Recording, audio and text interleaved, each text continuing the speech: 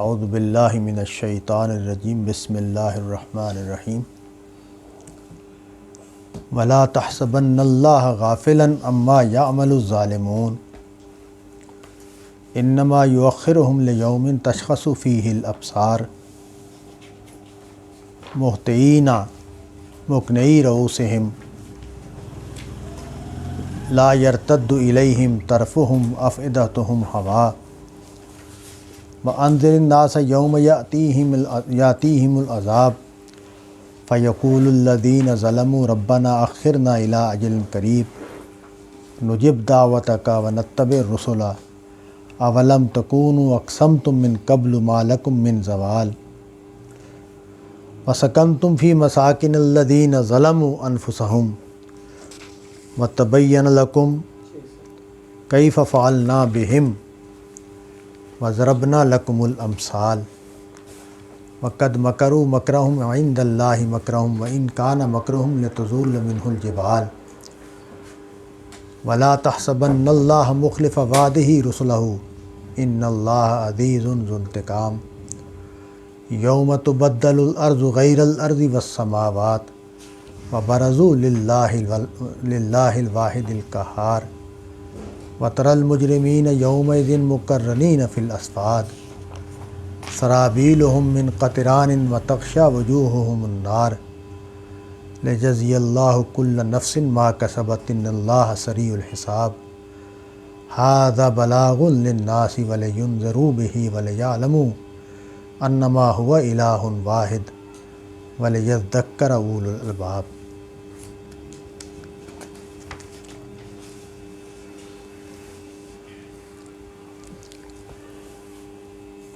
یہ رکوع بھی خاتمہ سورہ کا حصہ ہے۔ حضرت ابراہیم علیہ السلام کے حوالے سے پچھلے رکوع میں یہ بات بیان ہوئی کہ انہوں نے کس مذہب کی بنیاد رکھی تھی، ان کا نقطہ نظر اور ان کا عمل کیا تھا، اور اہل مکہ ان کی ذریت ہیں اور ان کو انہی کے عقیدے اور انہی کے عمل پر ہونا چاہیے۔ یہ بات بھی بیان ہوئی کہ یہ جو پیغمبر ہیں اور ان کے ساتھی ہیں، یہ اصل میں خالص ابراہیمی دین پر ہیں، اور اہل عرب نے گمراہی کو اختیار کیا اور گمراہ ہو کر انہوں نے راہ حق کو چھوڑ دیا، اور جو توحید کا مرکز تھا اس کو انہوں نے شرک کا مرکز بنا دیا۔ ابراہیم علیہ السلام کی جو دعوت ہے اس کا حوالہ اس پہلو سے بھی دیا کہ عربوں کو یہ بتایا جائے کہ ان کا ماضی کیا تھا، ان کا مذہب کیا تھا، اور ان کو معلوم ہے کہ اصل مذہب توحید کا مذہب ہے، ان کے جو آباء کا مذہب ہے۔ دوسری بات یہ بتانا پیش نظر ہے کہ جو رسول صلی اللہ علیہ وسلم کی دعوت ہے وہ اصل میں ابراہیم کے دین کا احیاء ہے، اور کوئی سبب نہیں ہے، کوئی وجہ نہیں ہے، کوئی جواز نہیں ہے کہ مکہ کے لوگ بطور خاص اور عرب کے لوگ اس دعوت کی مخالفت کریں۔ ان کو آگے بڑھ کر اس کو قبول کرنا چاہیے تھا۔ حضور کی دعوت کے حوالے سے جو بڑے سوالات پیدا ہوئے ہیں اہل عرب کے ہاں، وہ نبی صلی اللہ علیہ وسلم کا یہ اعلان تھا کہ میں جو دعوت لے کر آیا ہوں اس کا اسی دنیا میں نتیجہ نکلے گا، اور نہ ماننے والوں کو اس دنیا میں سزا دی جائے گی۔ چنانچہ حضور پر ہونے والے بہت سارے اعتراضات میں سے ایک اعتراض یہ رہا ہے مکے میں کہ وہ عذاب کیوں نہیں آ جاتا۔ یہ بات قرآن مجید کے بڑے موضوعات میں سے ہے کہ عذاب کب آتا ہے، اس کا اصول کیا ہے، اس کا قاعدہ کیا ہے۔ مختصر طور پر قرآن مجید یہ بات بیان کرتا ہے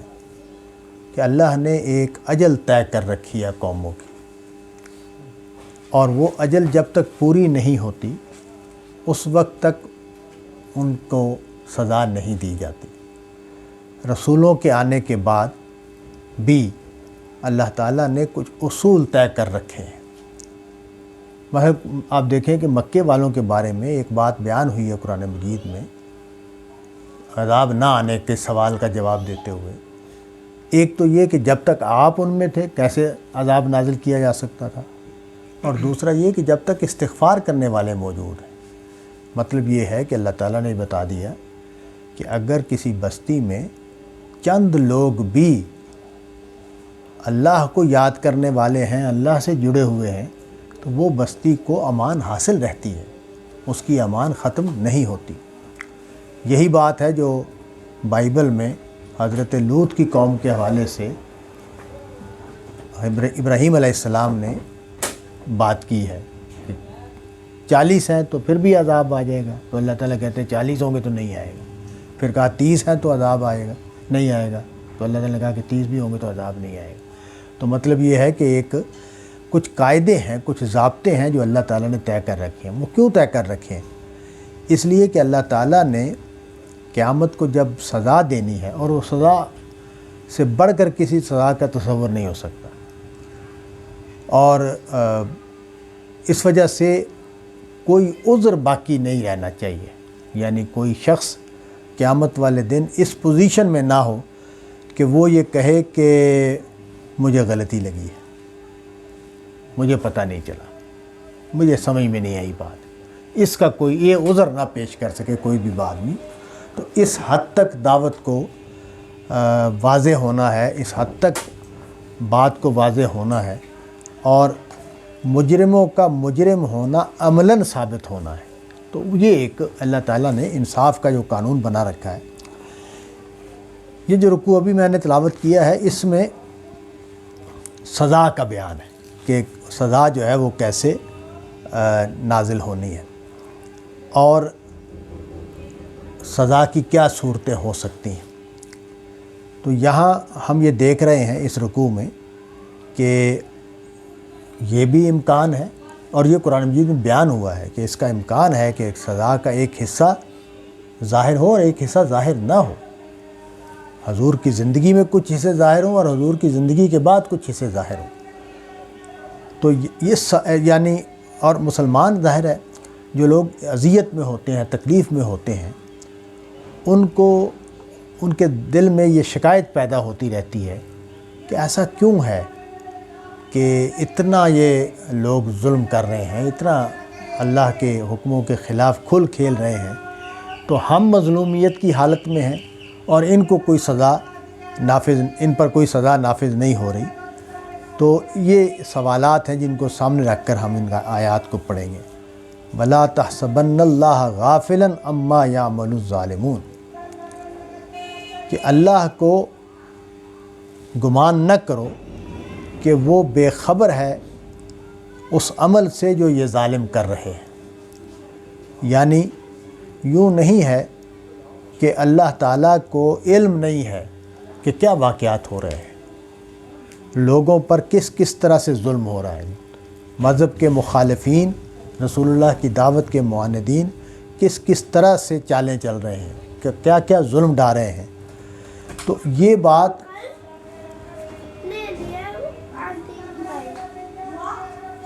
جو ہے یہ ان کو اللہ کے علم میں ہے۔ اللہ تعالیٰ کے بارے میں یہ گمان نہیں ہونا چاہیے کہ اللہ تعالیٰ کو معلوم نہیں ہے، اللہ تعالیٰ ہماری بات سن نہیں رہے، اللہ تعالیٰ ہماری حالت دیکھ نہیں رہے، اللہ کو معلوم ہے۔ اب ہو کیا رہا ہے؟ ہو یہ رہا ہے، اس کو بیان کر دیا کہ انما یؤخرہم لیوم تشخص فیہ الابصار، ہم ان کو اس وقت تک مہلت دیے رکھیں گے جس دن آنکھیں جو ہیں وہ کھلی کی کھلی رہ جائیں۔ تو مطلب یہ ہے کہ یہ جو سزا دینے کا عمل ہے، یہ سزا دینے کا عمل اس دن تک ملتوی ہو سکتا ہے، اس دن تک مؤخر ہو سکتا ہے جس دن آنکھیں کھلی کی کھلی رہ جائیں۔ اور آگے اس کو مزید تفصیل سے بیان کیا، مہطعین، یہ لپکیں، مقنعی رؤوسہم، اپنے سروں کو اٹھائے ہوئے، لا یرتد الیہم طرفہم، ان کی نگاہیں ان کی طرف نہ پلٹیں، افئدتہم ہوا، اور ان کے دل اس وقت اڑے ہوئے ہوں۔ تو یہ قیامت کے دن کی تصویر ہے کہ قیامت، اور یہ ہم آسانی سے اس کو امیجن کر سکتے ہیں کہ جب قیامت برپا ہوگی تو انسانوں کا حال کیا ہوگا، خاص طور پر ان انسانوں کا حال جن کو اس دن یہ اعمال نامے ملتے ہی معلوم ہو جائے گا کہ ان کا انجام کیا ہے۔ جو لوگ دائیں ہاتھ والے ہوں گے ان کے لیے تو پھر گھبرائے ہوئے وہ بھی ہوں گے، پریشان وہ بھی ہوں گے، لیکن ان کو پھر ایک تسلی ہے کہ ہمارے اعمال میں صورتحال ذرا تسلی بخش ہے۔ لیکن جو لوگ مجرمانہ زندگی گزارتے رہے ہیں، جنہوں نے ظلم و ستم کیے ہیں، جنہوں نے حق کی مخالفت کی ہے، ان کے دل اڑے ہوئے ہوں گے، ان کی وہ آنکھیں پلک جھپکنے کا ان کے پاس موقع نہیں ہوگا۔ پریشانی اتنی ہوگی کہ جیسے انسان کے حواس جو ہیں وہ باختہ ہو جائیں اور وہ ایک ٹک دیکھ رہا ہوتا ہے۔ اب بتایا کہ یہ سمجھو کہ جو عذاب آنا ہے وہ وہاں تک مؤخر ہو سکتا ہے کہ جب قیامت آ جائے اور پھر عذاب ظاہر ہو۔ وَأَنذِرِ النَّاسَ يَوْمَ يَأْتِيهِمُ الْعَذَابُ، لوگوں کو خبردار کرو اس دن سے جب ان کے اوپر عذاب آئے۔ فَيَقُولُ الَّذِينَ ظَلَمُوا رَبَّنَا أَخِّرْنَا إِلَىٰ أَجَلٍ قَرِيبٍ، تو پھر یہ اس وقت یہ ظالم کہیں کہ اے اللہ ہمیں تھوڑی سی مہلت دے دے، نجب دعوتک، ہم تیری دعوت کو قبول کریں گے، وَنَتَّبِعِ الرُّسُلَ، اور رسولوں کی پیروی کریں گے۔ اس کا جواب دیا جائے گا، اَوَلَمْ تَكُونُوا أَقْسَمْتُمْ مِنْ قَبْلُ مَا لَكُمْ مِنْ زَوَالٍ، تم قسمیں کھا کھا کر یہ نہیں کہتے تھے کہ ہمارے اوپر کوئی زوال آنے والا نہیں ہے، ہم جیسے محکم ہیں، جیسے ہمارے پاس اقتدار ہے، جیسے ہمارے پاس وسائل ہیں، ہم اسی شان و شوکت کے ساتھ رہیں گے۔ یہ لوگ جو ہیں جو ہمارے مذہب کے مخالف بن کے کھڑے ہو گئے، نئی نئی باتیں کر رہے ہیں، ان کا انجام برا ہونے والا ہے۔ یہ بات ہم حضرت نوح علیہ السلام کی داستان پڑھیں، حضرت صالح کی پڑھیں، حضرت شعیب کی پڑھیں، تو ہر جگہ پہ ان کی قوم کے ہاں یہ جملے ہمیں قرآن مجید میں نظر آتے ہیں کہ وہ کہتے ہیں کہ ہم تمہیں رسوا کر دیں گے، اور ہم تمہیں نکال دیں گے، اور ہم یہ کر دیں گے، اور ہم وہ کر دیں گے۔ اب ظاہر ہے یہ جن کے پاس اقتدار ہوتا ہے، اقتدار کسی بھی نوعیت کا ہو، اور اسی طرح شان و شوکت کسی بھی ذریعے سے حاصل ہوئی ہو، وہ انسان کے اندر ایک جھوٹا اعتماد پیدا کرتی ہے کہ یہ میری صلاحیت کا نتیجہ ہے، میری کارکردگی کا حاصل ہے، اور میں نے جو مقام حاصل کر لیا ہے یہ میرا حق ہے اور یہ میرے پاس رہے گا، اس کو کیا ہونے لگا ہے۔ اور اس کے برعکس بھی وہ اس کے ذہن میں آتا ہے کہ یہ لوگ جو میرے مقابل میں ہیں یہ خود بے ہمت لوگ ہیں، یہ خود نالائق لوگ ہیں، ان کی خود اپنی کارکردگی ٹھیک نہیں ہے، یہ ان کا جو حالت ہے یہ ان کے اپنے اعمال کا نتیجہ ہے۔ میں چونکہ اعلیٰ درجے کا انسان ہوں، اعلیٰ درجے کی میری کارکردگی ہے، میں اعلیٰ درجے کے کام کرتا ہوں، اس لیے میرا مقام بھی بڑا ہے اور یہ مقام میں نے خود حاصل کیا ہے۔ اس کا نتیجہ یہ نکلتا ہے کہ اب یہ بندہ یا جس کے اندر یہ سوچ پیدا ہو جاتی ہے، اس کے اندر عاجزی ختم ہو جاتی ہے، اس کے اندر اپنی اصلاح کے امکانات محدود ہو جاتے ہیں۔ تو اس وجہ سے یہ جملہ قرآن مجید نے نقل کیا، وَلَمْ تَكُونُوا أَقْسَمْتُم مِّن قَبْلُ، کیا تم اس سے پہلے یہ قسمیں نہیں کھاتے تھے، مَا لَكُم مِّن زوال، کہ تمہارے لیے کوئی زوال نہیں ہے، یہ سب کچھ جو ہے اسی طرح قائم رہے گا، یہ سب تو اسی طرح محکم ہے، یہ اسی طرح چلتا رہے گا۔ اور یہ جو عذاب ہے اس کا نہ آنا اور ان کا یہ کہنا، اور جب عذاب آئے گا تو ان کا یہ کہنا کہ ہم اس کو قبول کریں گے، یہ سب چیزیں ان کی حقیقت تم پر واضح رہنی چاہیے۔ عذاب کو دیکھ کر کسی گروہ کا یہ کہنا کہ ہم اب ایمان لائیں گے، اس کی کوئی قدر و قیمت نہیں ہے، اس لیے کہ عذاب کا نہ آنا یہ امتحان کو قائم رکھے ہوئے ہے۔ یہ جو ابھی میں نے عرض کیا نا کہ اللہ تعالیٰ عذاب لانے کے لیے اللہ تعالیٰ نے کچھ قاعدے طے کر رکھے ہیں، وہ قاعدے میں ایک بنیادی نقطہ یہ ہے کہ جو لوگ مخاطب ہیں دعوت حق کے، وہ امتحان میں سے گزریں، کیونکہ اس امتحان میں جو مشکلات ہیں یہی اجر کا باعث ہیں۔ اگر امتحان جو ہے وہ آسان ہو تو پھر اتنے بڑے اجر کا کوئی وہ تناسب نہیں بنتا، یعنی ہمیں جو اجر ملنے والا ہے اہل ایمان کو، اللہ تعالیٰ ہمیں ان میں شامل کرے، تو جو اجر اہل ایمان کو ملنے والا ہے وہ اتنا غیر معمولی ہے، اتنا بڑا ہے کہ اس کے مقابلے میں یہ امتحان بہت چھوٹا ہے۔ لیکن جب تک ہم اس دنیا میں ہیں اور جب تک ہم ان حالات میں سے گزر رہے ہیں جن میں سے ہم گزر رہے ہیں، تو ہمارے لیے یہ ایک بڑا امتحان ہے، اور یہ بڑا امتحان ہونا چاہیے، اس لیے کہ اس کی جو قدر و قیمت ہے وہ بہت زیادہ ہے اللہ کے ہاں۔ اس میں کامیاب ہونے کی جو قدر و منزلت ہے وہ بہت ہی زیادہ ہے، اس کے لحاظ سے یہ امتحان آسان ہے۔ اسی وجہ سے یہ حدیثوں میں جو بات بیان ہوئی ہے نا کہ وہاں جب شہید اٹھے گا اور اپنا اجر دیکھے گا تو وہ کہے گا کہ اگر یہ اجر ملنا تھا تو میں کئی بار شہید ہونے کے لیے تیار ہوں۔ تو یہ یعنی اس انعام سے اس امتحان کا جو تناسب ہے اس کو واضح کرتا ہے۔ وَسَكَنْتُمْ فِي مَسَاكِنِ الَّذِينَ ظَلَمُوا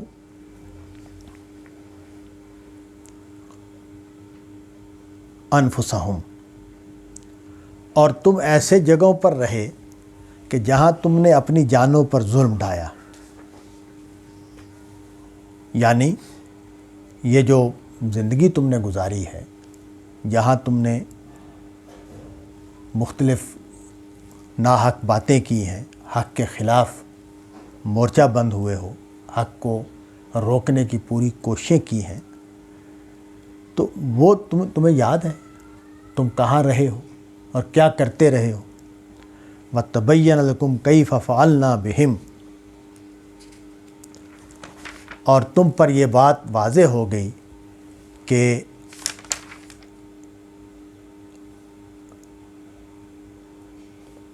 ہم نے ان کے ساتھ کیا کیا۔ مطلب یہ ہے کہ جو قوموں کے احوال تمہارے سامنے ہیں ان علاقوں میں جہاں اللہ کا عذاب آیا ہے اور وہ بستیوں کے آثار کھڑے ہیں، تو وہ وہاں سے تمہیں نہیں معلوم ہوا کہ اللہ نے حق کے مخالفین کے ساتھ کیا کیا اور ان کو کس طرح نیست و نابود کر دیا۔ گویا کہ بعض بستیاں تو ایسی ہیں کہ ہمیں معلوم ہی نہیں ہے کہ وہاں کون آباد تھا، ان کی کیا شان و شوکت تھی، ان کے کیا طور اتوار تھے، ان کی کیا شان و شوکت تھی، گویا وہ تاریخ کے صفحے سے مٹ کر رہ گئے۔ تو وَضَرَبْنَا لَكُمُ الْأَمْثَالَ، اور ہم نے تمہیں مثالیں دے کر بتایا، ہم نے تمہیں اس کی مثالیں دی۔ وَقَدْ مَكَرُوا مَكْرَهُمْ وَعِنْدَ اللَّهِ مَكْرُهُمْ، اور انہوں نے بہت چالیں چلی،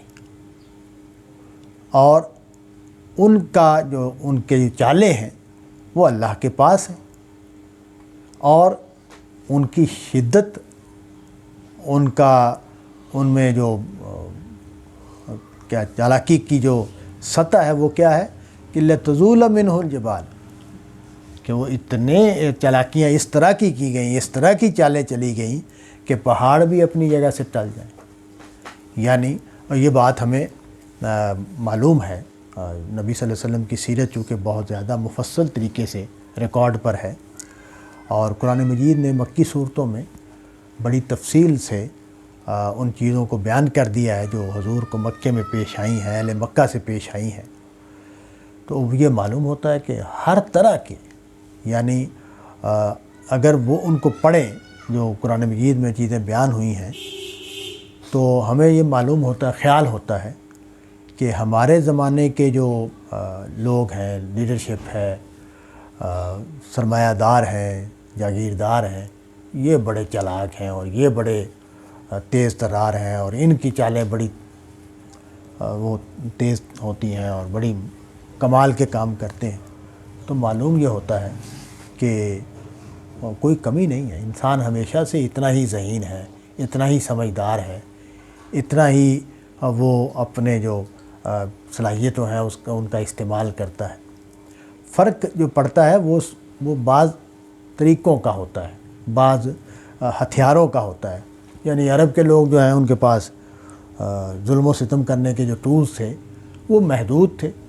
لیکن ظلم و ستم میں کوئی محدودیت نہیں ہے۔ ہمارے پاس جو ٹولز ہیں وہ اس سے زیادہ ہیں، اور اس وجہ سے وہ کام بھی زیادہ، ہم شاید مقدار میں ہم کام زیادہ کر ڈالیں ان کے مقابلے میں، لیکن کوالٹی میں فرق نہیں ہے۔ تو یہ اس کو بیان کیا کہ انہوں نے اس طرح کی چالیں چلیں کہ اس سے پہاڑ اپنی جگہ سے ہل جائیں۔ اچھا، اب جو مسلمان ہیں جو اس سب کچھ کو سہ رہے ہیں، اب دیکھیں جب قرآن مجید یہ کہہ رہا ہے، یہ اللہ تعالیٰ کہہ رہے ہیں کہ ان کے جو پیغمبروں کے جو مخالف ہیں انہوں نے ایسی چالیں چلی ہیں کہ پہاڑ بھی اپنی جگہ سے ہل جائیں، تو اس سے ہم اندازہ کر سکتے ہیں کہ جو حق کے علمبردار ہیں اور حق کے علمبرداروں کے جو ساتھی ہیں وہ کن کن مشکلات سے گزرے ہیں، ان کو کیا کیا چیزیں سہنی پڑی ہیں، کن کن چیزوں کا مقابلہ کرنا پڑا ہے۔ تو ظاہر ہے ایک تمنا اور ایک خواہش پیدا ہوتی ہے کہ اس طرح کے لوگ جنہوں نے حق کی راہ کو روکا ہے، حق کے ماننے والوں پر ظلم و ستم کیا ہے، ان کو اپنے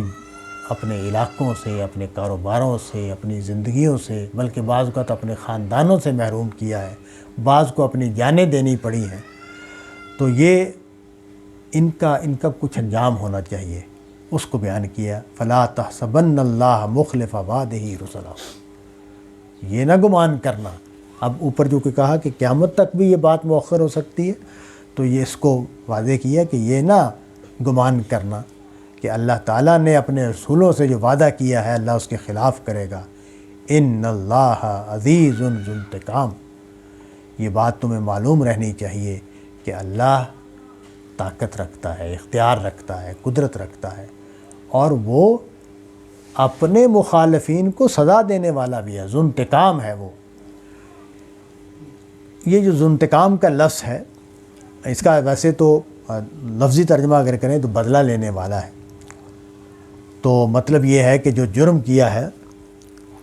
اللہ کے خلاف اس کی اللہ سزا دینے والا ہے۔ تو اس سے یہ بات قرآن مجید واضح کرتا ہے اللہ تعالیٰ کی یہ جو صفات ہیں ان کو بیان کر کے کہ اللہ غنی ہے، اللہ کو کسی چیز کی ضرورت نہیں ہے، اللہ ہر خامی سے، ہر کمی سے پاک ہے، لیکن اس کا یہ مطلب نہیں ہے کہ وہ اس دنیا سے بے تعلق ہے، وہ مجرموں کو پکڑے گا نہیں، وہ ظالموں کو پکڑے گا نہیں، وہ حق کے مخالفین کو سزا نہیں دے گا، یہ اس کا نتیجہ نہیں نکلنا چاہیے۔ اللہ تعالیٰ نے دونوں نتیجوں کی نفی کی ہے۔ جو سورہ اخلاص ہے اس میں بھی یہ بات بیان ہوئی کہ اللہ احد، اللہ یکتا ہے، اور ساتھ ہی کہا اللہ الصمد، اللہ سب کا سہارا ہے۔ تو مطلب یہ ہے کہ اللہ کے یکتا ہونے سے یہ سوال نہیں پیدا ہونا یا یہ خیال نہیں ذہن میں آنا چاہیے کہ اللہ کو ہماری کیا پرواہ، نہیں، اللہ اپنے بندوں کے ساتھ ہے۔ اسی طرح جب مجرمین کا ذکر ہوا تو یہ کہا کہ اللہ عزیز ہے اور اللہ ذو انتقام ہے۔ اب قیامت کے منظر کو بیان کیا کہ یوم تبدل الارض غیر الارض والسماوات، یہ زمین و آسمان نئے زمین و آسمان میں بدل جائیں گے۔ یہ جو جملہ ہے اس کا حقیقی مطلب کیا ہے، یعنی مصداق کیا ہے، یعنی یہ تبدیلی کس نوعیت کی ہوگی؟ اس کے اوپر دو ہی امکانات ہیں۔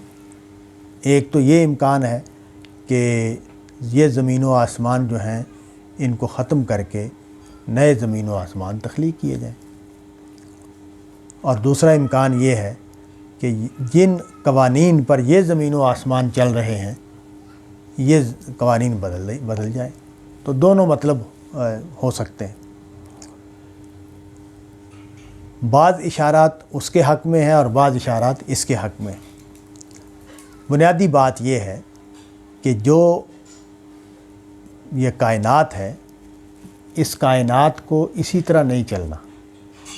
اس کائنات کو تبدیل ہو جانا ہے، تو اس کی طرف اور لوگوں کو پیش ہونا۔ وَبَرَزُوا لِلَّهِ الْوَاحِدِ الْقَهَّارِ، اوپر عزیز اور ذو انتقام کی صفت بیان کی، یہاں واحد اور قہار کی صفت بیان کی۔ تو وہ دونوں چیزیں جو ہیں وہ اس دن کے لیے موضوع ہیں جب سزائیں نافذ ہوں گی، جب عدل قائم کیا جائے گا۔ تو مطلب یہ ہے کہ لوگ اللہ کے سامنے پیش ہوں گے، اللہ کے حضور حاضر ہوں گے، اور اللہ کی صفات کیا ہیں؟ وہ واحد اور قہار ہیں۔ یعنی اس دن کسی کے پاس یارہ نہیں ہوگا کہ وہ اللہ کے سامنے سر اٹھا سکے، اللہ کے اختیار اور اقتدار میں کوئی اس کا حصہ کہیں نظر آئے۔ اور دوسری بات یہ ہے کہ کنٹرول کس کے پاس ہوگا، فیصلے کون کر رہا ہوگا؟ وہ اللہ کر رہا ہوگا۔ وَتَرَى الْمُجْرِمِينَ يَوْمَئِذٍ مُقَرَّنِينَ فِي الْأَصْفَادِ، تم اس دن مجرموں کو دیکھو گے کہ وہ باندھے ہوئے ہوں گے بیڑیوں میں۔ سرابیلہم من قطران، ان کے لباس، ان کے کرتے تارکول کے ہوں گے۔ وَتَغْشَى وُجُوهُهُمُ النَّارُ، اور ان کے چہروں کو آگ ڈھانک رہی ہوگی۔ یہ بات جو یہاں اس طرح بیان ہوئی ہے وہ دوسری جگہ پر لباس کے لفظ سے یہاں سرابیل کا لفظ استعمال ہوا ہے، وہاں ثوب کا لفظ استعمال ہوا ہے، یہاں قطران کا لفظ ہے کہ وہ تارکول کے ہوں گے، وہاں یہ بیان ہوا ہے کہ وہ آگ کے لباس ہوں گے۔ تو مطلب یہ ہے کہ ان کا جسم جل رہا ہوگا، اور وہ جو جسم کے اوپر جو چیز پھیلی ہوئی ہوگی وہ آگ کی جھلس سے بننے والی رال ہوگی۔ لِيَجْزِيَ اللَّهُ كُلُّ نَفْسٍ مَا كَسَبَتْ، تاکہ اللہ جزا دے ہر جان کو جو اس نے کمایا۔ ان اللہ سریع الحساب، اور اللہ پکا حساب کرنے والا ہے۔ ھذا بلاغ للناس، یہ ہے لوگوں کو پہنچانے والی بات۔ وَلِيُنذِرُوا بِهِ، اور اس کے ذریعے سے ان کو وَلِيُنذَرُوا بِهِ، تاکہ اس کے ذریعے سے ان کو خبردار کیا جائے۔ وَلِيَعْلَمُوا، اور تاکہ وہ یہ بات جان لے، انما ہوا الہ واحد، کہ وہی الہ واحد ہے۔ وَلِيَذَّكَّرَ أُولُو الْأَلْبَابِ، اور جو عقل والے ہیں وہ اس سے نصیحت حاصل کریں۔ تو یہ جو رکوع ہم نے پڑھا، اس میں اس بات کو بنیادی طور پر اس بات کو اسٹیبلش کیا گیا ہے کہ عذاب آنا ہے، سزا ملنی ہے، اور اللہ کے پاس اختیار اور طاقت ہے کہ وہ سزا دے۔ اور وہ سزا کی صورت یہ ہوگی کہ یہ زمین و آسمان نئے زمین و آسمان میں بدل جائیں گے، اور وہاں لوگ مجرم بیڑیوں میں جکڑے ہوئے ہوں گے، آگوں میں جل رہے ہوں گے، یہ بات جو ہے یہ ہے جو بنیادی دعوت ہے، اسی سے لوگوں کو انتظار کرنا چاہیے اور اسی سے عقل والے جو ہیں وہ نصیحت حاصل کریں گے۔ وآخر دعوانا ان الحمد للہ رب العالمین۔